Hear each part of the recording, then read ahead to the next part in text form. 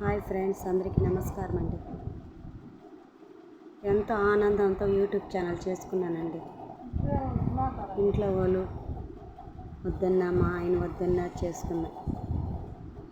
అయినా నా దరిద్రం ఏమిటంటే, చెప్తాడు దేవుడికి పేదోడిని చూసి నవ్వులాట అన్నట్టుగా 700 సబ్స్క్రైబ్స్ చేసుకున్నానండి.